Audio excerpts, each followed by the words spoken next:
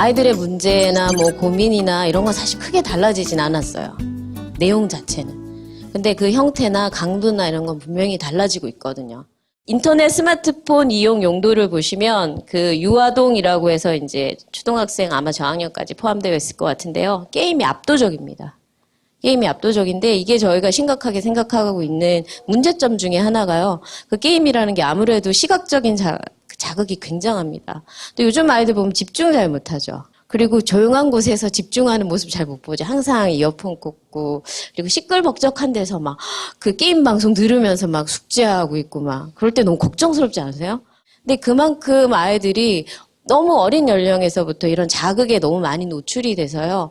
이제 그 자극이 없으면 집중을 도리어 못하게 되는 그런 상황에까지 이어진 것 같아요. 이제 청소년 같은 경우에는 인터넷 사용하고 스마트폰 사용이 좀 다릅니다. 인터넷 같은 경우에는 이제 게임. 스마트폰으로는 애들이 생각보다 게임을 그렇게 많이 하진 않아요. 화면이 적어요. 아무리 큰 스마트폰이라도 성에 안 찹니다. 그래서 스마트폰 같은 경우는 아무래도 이제 메신저. 근데 실제로 저희가 지금은 인터넷 중독보다는 스마트폰 중독에 더 초점을 맞추고 있어요. 이것도 진짜 금세 또 이렇게 변화되고 있거든요. 스마트폰은 항상 손에 들고 다니는 이런 접근성이 너무 뛰어나서 그래서 더 사실은 중독과 관련돼서 저희가 걱정하는 이유 중에 하나입니다. 게임하는 아이, 부모의 대응 방법은? 애들 여가생활과 관련해서 제가 몇 가지 사례들을 이제 해봤는데요. 그래서 닌텐도가 이제 저희 지금 고1 되는 아이니까 걔가 초등학교 1학년 때 그때 완전 닌텐도가 인기였었어요. 닌텐도 가지고 있는 애들끼리 쫙 모여가지고 막 열심히 하고 있어요. 우리 애는 이제 없어가지고 목을 이렇게 길게 빼고 막 정말 간절히 말했어요. 걔가 정말 산타 할아버지한테 간절하게 크리스마스 선물로 닌텐도를 정말 편지까지 쓰고 그래서 엄마가 이제 제가 얘기했어요. 엄마가 벌써 산타 할아버지한테 편지 썼어. 우리 집은 닌텐도가 안 된다고. 그러니까 닌텐도를 제외한 선물을 주시길 바란다고 애한테 2년에 걸쳐서 걔가 정말 초등학교 2학년 때도 닌텐도를 선물을 빌었어요. 또 즉시 제가 또 엄마 벌써 편지를 보냈다고. 그리고 이제 게임에 이제 노출되다 보니까 어떤 게 있었냐면 처음에 이제 테일즈 런너를 초등학교 4학년 때 했었는데 되게 보면 괜찮아요. 왜냐면 동화 얘기 그 캐릭터들도 많이 나오고요. 왠지 건전한 게임 같아요. 달리기 게임이거든요. 달리면서 중간에 나오는 장애물도 막 아시죠? 이제 초등학생들 테일즈 런너 많이 하는데 아이템을 사야 돼요. 아이템을. 근데 이게 정말 이게 좀 얍삽하다고 그래야 되나요? 처음에 맨발로 달려요. 그래 신발 종류별로 또 달라져. 뭐 슬리퍼 이런 거 신고 달리면 어떻겠습니까? 근데 애가 이제 하다 보면 그런 욕구들이 점점 생겨요. 근데 그런 걸 보다 보면요. 또 엄마로서 마음이 좀 약해져요. 우리 애가 경쟁에서 지고 있구나. 요걸 사주면 정말 생겨요. 정말 그런 마음이. 그래서 제가 게임 중독과 관련된 연수를 딱 듣는데 그 강사분이 마침 게임 제작과 관련된 뭐 이런 강사가 마침 있었어요. 그래서 제가 쉬는 시간에 울었어요. 우리 애가 뭐 이런 게임을 하고 있는데 이걸 사줘야 될지 고민이다고 그랬더니 참 난처해 하면서 결론은 뭐였냐면 사주지 않는 것이 좋겠다라는 거였어요. 끝이 없다라는 거. 만족할 수가 없다라는 거. 꼭 게임을 같이 해야만 아이와 소통하는 부모가 되는 건 아니거든요. 근데 대신 아이가 하는 게임에 대해서 궁금해하는 마음은 가질 수 있어야 돼요. 좋아하는 거 있으면 나만 몰래 이거 아니죠. 친구한테 얘기하고 싶지 않던가요? 애들도 똑같아요. 자기가 어떤 게임에 노출됐을 때 그걸 꼭 그 얘기를 하고 싶어요. 사실은. 초반에 아이들을 떠올려 보세요. 굉장히 그 얘기를 하고 싶어 하거든요. 자기가 좋아하는 것들을. 근데 어느 순간 얘기 안 하기 시작하죠. 한번 해요. 이렇게 꺼내봤더니 부모가 뭐 그런 거를. 야 됐어 너 공부나 해. 그러니까 그 하고 싶은 얘기를 부모와 함께 나누고 싶은 얘기를 못하게 되는 거죠. 그래서 안 합니다. 그래서 게임을 꼭 함께 할 필요는 없지만 적어도 애가 하고 싶어 하는 그 순간 같이 들어줄 수 있어야 돼요. 그리고 그건 무슨 내용이냐? 이런 건 들을 수 있잖아요. 스토리니까. 굳이 관심이 없지만 아이와 대화하기 위해서 할 수 있습니다. 의외로 효과가 있어요. 굉장히 열과 성의를 다해서 가르쳐 줍니다. 근데 제가 못 알아들을 뿐이에요. 우리 아이를 바꾸는 스마트폰. 이제 학교 현장에서 중2 학생이 있었는데 그 아이가 나쁜 아이가 아니에요. 평범하면서 진짜 참하고 착한 아이 있죠. 그 아이가 중2 때까지 스마트폰이 없었어요. 근데 그 반에 어느 날 짜잔 하면서 새로운 신형 스마트폰을 누가 가지고 온 거예요. 근데 얘가 너무 그게 어느 순간 그게 없어진 거예요. 근데 그 잃은 아이가 막 적극적인 아이라 막 결국 뒤져내서 그 훔친 아이의 가방에서 이걸 발견해냈어요. 결국 걔는 전학을 갔어요. 아이들에게 그래서 정말 스마트폰을 우리가 언제 사줘야 되나 사실 타이밍의 문제이기도 하잖아요. 제가 학교에서 보기에는 중3까지 없는 아이들도 있어요. 그리고 그 정도 없는 아이들은 이제 어떤 게 되냐면 난 특별하다가 됩니다. 그만큼 자존감도 빵빵하고요. 난 없어도 상관없어. 그리고 꼭 필요하면 엄마 카톡으로 이런 아이도 있어요. 그러면 주변에서 걔를 정말 답답해합니다. 네가 민폐다. 네가 연락이 안 된다. 야, 단톡방에 다 연결되는데 얘만 빠져 있는 거예요. 얘한테 연락하려면 얘한테는 따로 공을 들여서. 이제 그래서 그런데 버텨내려면 걔가 그 나름대로 자신의 결정이 있어야 돼요. 난 그래도 괜찮아. 좀 불편해도 괜찮아. 근데 그 역량이 되지 않는 아이에게 무조건 부모의 어떤 그걸 한다면 결국 이런 일이 일어나요. 왜냐하면 순간적으로 너무 그게 어떻게 작동되는지 어떻게 만져보고 싶고 그럴 거 아니에요. 이런 상황이거든요. 그래서 그 아이와 그 가정, 부모와의 합의의 과정들이 반드시 필요합니다. 그 시기를 정한다는 거는. 외로운 아이의 친구 스마트폰. 그리고 이제 이 외로운 아이들, 사실은 아이들은 관계 맺는 걸 정말 원합니다. 애들이 지 혼자 잘 살고 싶어. 그렇지 않아요. 정말 같이 하고 싶어 하고요. 근데 쉬는 시간에 이어폰 꽂고 노래만 듣는 아이들 있죠. 그 아이들 사실은, 낄 데가 없어서. 이거라도 하고 있어야 버틸 수 있기 때문에 하는 거거든요. 근데 이게 악순환이에요. 그러면 얘한테 특히 말걸레가 누가 있겠어요? 이어폰 꽂고 있는데. 이런 얘기들을 많이 하게 되고요. 그리고 카톡 확인, 페메 수신 확인 이런 거 보면 이것 때문에 갈등이 많이 생깁니다. 친구 관계에서. 카톡도 확인이 했다는 표시가 나죠. 그리고 페이스북 메시지도 보면 읽어놓고 나한테 반응을 안 해. 나한테는 자고 있다 그랬는데 나중에 들어가 보니까 그 시간에 다른 애랑 활동하고 있었어. 배신감에 몸을 떠는 자녀분들 경험하셨죠? 실제로 이게 굉장히 아이들한테 스트레스를 주고 있는 거예요. 관계에서의 문제에서. 이제는 실시간 확인입니다. 예전에는 그 미묘한 눈빛이나 틱틱거리는 말로 확인했는데 이제는 이런 걸로 통해서. 그래서 애들이 문자 대화가 자꾸 더 익숙해지는데 저는 이것도 걱정입니다. 항상 한 방향으로만 보고 얘기를 하는 것들. 그래서 애들이 말의 뉘앙스도 잘 못 알아들어요. 얘가 정말 나를 좋아하나? 싫어하나? 자기는 진정한 친구가 없다는 얘기를 많이 해요. 근데 주변에서 봤을 때 걔는 친구가 굉장히 많은 애예요. 그리고 얘가 친구 관계에 고민이 있다고 그러면 다 의아해하는 애들이 요즘 대부분이에요. 대부분. 대인관계 좋고 활달하고 사교성 좋고 성격 좋고 이런 얘기 듣잖아요. 근데 걔가 상담실에 와서 저한테 고민을 얘기할 때는 진정한 친구가 없어요. 애들이 정말 많이 외로워하는 거. 그리고 온라인상 친구들이 더 편한 거죠. 실제로 부적응 단계를 거치고 있는 친구들은 학교 반에서 친구들이 없어요. 이게 더 심해지면 우리 학교에서 친구들이 없어요. 그러니까 온라인에서 주로 만나는 다른 학교 아이들이랑 방과 후에 주로 놀아요. 근데 다른 학교 아이들이랑 노는 걸 저희가 굉장히 경계하거든요. 노는 영역이 너무 넓어져가지고요. 사고 칠 위험들이 너무 커져요. 애들이 목말라 하는 건 실제 친구, 절친을 원하는데 그게 잘 안 되고 있다는 거. 그런 데서 실제 아이들이 고민 많이 얘기하고 있고요. 공부를 PC방 절대 금지. 요게 이제 어떤 부작용이 한번 있었냐면요. 제가 아는 지인의 아들이 굉장히 공부를 잘했어요, 정말. 그리고 걔가 이제 고2, 정말 엄마가 원하는 대로 바람직하게 크고 있었는데 약간의 일탈로 PC방을 아이들과 처음으로 야자를 째고, 야자를 뗀다는 게 있을 수가 없는 아이였거든요. 근데 그래서 엄마가 막 동네 PC방을 찾으러 다니고 이런 일을 처음 하신 엄마인 거죠. 결국은 한날은 엄마가 가방을 쌌어요. 가방을 싸서 아이 그럼 살아라 이러면서 PC방에 던져준 거예요. 걔한테. 엄마의 내심은 걔가 정말 집에 안 들어오길 바랐겠어요?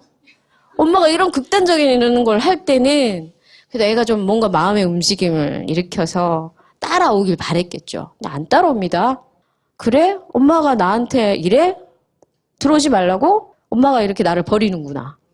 이렇게 생각해요. 말도 안 되게. 이상하게 알아듣죠. 애들 이상하게 알아들어요. 그래서 절대로 엄마의 의도와 다른 행동을 하지 마세요. 다 때려쳐. 이런 말도 하지 마세요. 뭘 다 때려쳐요. 다 때려치면 누구 손해입니까? 내가 죽겠는데 지금 엄마인 내가. 그런 말씀 하시면 안 되고요. 그리고 심하면 뭐 나가 죽어라. 진짜 그거 원하는 거 아니죠? 그런 말도 하시면 안 돼요. 조카 크레파스 18세? 우리 아이가 또 조카 크레파스 18세기라는 상태 메시지를 한번 올린 적이 있었어요. 이거 욕인 거 아시죠? 뭐 개나리, 십장생 이런 것들 다 욕입니다. 이거 처음 또 접하시는 어머니들이 있는데 그래서 되게 걱정을 했었어요. 그래서 또 지나가는 말로 야 근데 야 이건 뭐냐? 그랬더니 자기 어디서 봤는데 너무 재밌는 표현이라 가지고 자기가 그냥 올렸대요. 저희 딸내미도 한번 절친이랑 싸우고 나서 걔 상태 메시지에 나도 쓰레기지만 너도 쓰레기다. 굉장히 양호한 표현입니다, 이거. 그게 자기에 대한 얘기라고 이제 알고 굉장히 상심해서 굉장히 힘들어 했었어요. 애들이 상태 메시지로 애들 서로 저격글 많이 올립니다. 상처받고 있고요. 그래서 확인하실 필요가 있어요. 채팅 내용에서 소주병을 발견한 아버님이 계셨어요. 어쩌다 우연히 카톡에서. 우리 순수한 딸내미가 소주병? 이래가지고 우욱 올라서 그 스마트폰을 던져버린 거예요. 딸내미와의 관계 작살났다고 보시면 돼요. 왜 옛날에 왜 부모님들 애들 막 열받으면 머리 깎고 이러시죠. 그거랑 똑같은 거예요. 머리 한번 깎이면 그 애는 그 부모와 관계가 끝장납니다. 다시 회복하는데 굉장히 시간이 걸려요. 그러니까 아이들 사이에 이런 아이들 문화, 유희의 기능으로 한다고 하는 것도 어느 정도 인정하실 필요는 있어요. 야, 근데 뭔 얘긴데 소주병까지 나오냐? 이런 거 물어보시면 차라리 좋죠. 이런 거 실제로 채팅에서 만난 성인과 노래방 가는 아이들 상담한 적도 있고요. 애들이 굉장히 외로워해서 특히 이성 친구를 이렇게 많이 만나고요. 페북 친구 모르는 애랑 친구를 맺었어요. 경기도 애랑. 너 왜 맺었니? 이랬더니 동갑이라서요. 동갑 남자애라서 그냥 친구 맺었는데 그래서 뭐 이렇게 잘 주고받았어요. 재밌게. 그러다가 얘가 너 내 여자친구 해라 이러니까 싫다 이제 이렇게 된 거예요. 그러니까 남자애가 이제 열받아가지고 그동안 주고받은 사진 올리면서 이상하게 올려가지고 큰 문제가 된 적이 있었어요. 그래서 그때 담당 경찰관들 있잖아요. 같이 이제 해서 처리한 적도 있고요. 이런 것들 점점 학교 폭력 사안에서 굉장히 많아지고 있어요. 근데 이거는 부모님 혼자 힘으로 해결할 수는 없고요. 같이 의논을 해야 되고 유해정보 차단 관리 어떻게 하시겠어요? 스마트폰은 스마트 보안관이 있다고 하더라고요. 그거 깔아놓는다고 해도 소용없습니다. 그리고 인터넷 비번 너무 많이 뚫렸어요. 걸어놓고 차단하는 게 먼저가 아니라요. 아이하고 합의가 되어야 돼요. 무조건적인 그 금지는 다른 루트를 애들이 찾아내요. 중독의 원인, 외로움. 그 중독 실험을 실제로 했습니다. 그 불행한 환경에서 외롭게 자라 독방에 쥐를 하나씩 아무 자극이 없어요. 빛, 소리 이런 거 아무 자극 없고요. 그리고 비교적 쾌적한 환경, 그 독방보다 200배 정도 넓은 그런 데서 한꺼번에 그래도 넓은 공간에서 비교적 장난감도 있고 그런 데서 자란 요거 실험을 한 게 있어요. 그래서 모르핀, 마약 성분을 든 물을 먹는 걸 이렇게 실험을 해봤더니 어느 쥐들이 더 많이 먹었겠어요. 불행한 환경에서 외롭게 자란 쥐가 많이 먹어요. 얘네들도 근데 그걸 먹어요. 우연히 이제 먹었는데 더 먹을 수도 있는데 얘들은 그 다음엔 안 먹어요. 그게 필요가 없어요. 요 실험을 한 분이 이제 인간 사회와 관계에서 이제 얘기를 한 게 이거예요. 이제 영국에서 신대륙 식민지 원주민들, 인디언 원주민들을 다룰 때 그 아이들을 기숙사 학교로 딱 해서 이제 교육시키고 이러고 나서 그리고 다시 원주민 사회로 돌려보내거든요. 그럼 부모 세대와 자녀 세대의 완전 문화와 이런 게 달라져 버려요. 그래서 그 다음 어떤 문제가 있었냐면 알코올 중독 문제가 정말 큰 문제가 되었어요. 그래서 이런 영국인들이 이렇게 얘기했어요. 인디언 자체가 문제다. 얘네들은 유전적으로. 안 된다. 근데 실제로 인디언들은 그전에도 술을 만들 줄 알았고 술을 먹을 수 많이 먹었었거든요. 근데 중독의 현상이 이렇게 대규모로 나타나지 않았단 말이죠. 그래서 중독이라는 건 이제 이런 거죠. 자신을 괴롭게 하는 대처 불가능한 것으로부터 우리가 특정 수단을 도피하는 거. 그럼 우리가 아이들을 적용해 볼 수 있겠죠? 실제로 문제의 본질은 인터넷, 스마트폰, 게임 이런 게 아닐 수 있다는 거예요. 애들을 괴롭게 하는 뭔가가 있다는 거예요. 애들이 괴롭지 않으면 도피하지 않을 거라는 거죠. 인터넷 중독, 스마트 중독을 해결하는 것도 특별하지 않습니다. 최근의 경향도 다른 적응력을 전반적으로 올리는 거예요. 스마트폰만 못하게 하는 게 아니라. 그걸 조절하는 게 아니라 다른 생활의 적응력까지. 그래서 그거를 하려면 관계 회복입니다.